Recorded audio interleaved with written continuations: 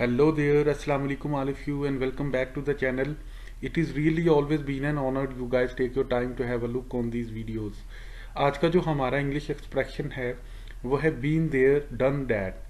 Been there done that. इसका मतलब ये है कि आपने पहले से ही कोई चीज़ एक्सपीरियंस की हुई है, या आप पहले से ही वो काम कर चुके हैं, या पहले से ही आपको उस चीज़ का तजुर्बा हो चुका है, या आप पहले से ही उस चीज़ के बारे में जानते हैं। देखें, इसका लफ्ज़ी मीनिंग तो कुछ भी नहीं है, लेकिन अगर आप सिचुएशन को समझेंगे तो आप इसको आसानी से इस्तेमाल कर सकते हैं।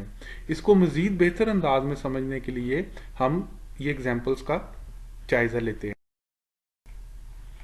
Do you know it's really very interesting to visit Swat. क्या तुम्हें पता है बहुत इंजॉय होता है अगर आप स्वात का विजिट करें। ओ या बीन देयर डन दैट। हाँ हाँ, मैं वहां पे जा चुका हूं। बाकी आप ठीक कह रहे हैं।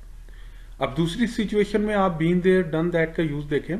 Mrs Khan is very good teacher in the area. Do you have an idea about that. क्या तुम्हें पता है मिसिस खान बहुत अच्छी टीचर है इस एरिया के अंदर।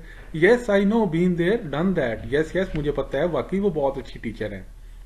इसी तरह this restaurant is very famous for its dishes they make. तुम ये जानती हो या आपको पता है कि ये वाला जो रेस्टोरेंट है ये अपनी डिशेस जो ये खाने वगैरह बनाते हैं इसकी वजह से बहुत मशहूर है। Yes you are right, been there done that so many time. हाँ हाँ, आप बिल्कुल ठीक कह रहे हो, मैं काफी दफा वहां पे जा चुका हूँ। इसी तरह I think this book is going to solve your purpose. मेरा ख्याल है कि इस बुक के जरिए आपका मसला हल हो जाएगा। Yes of course, been there done that. हाँ हाँ, आप ठीक कह रहे हो, मैं ये किताब पहले से स्टडी कर चुका हूं, या मैं इस किताब के बारे में पहले से जानता हूं।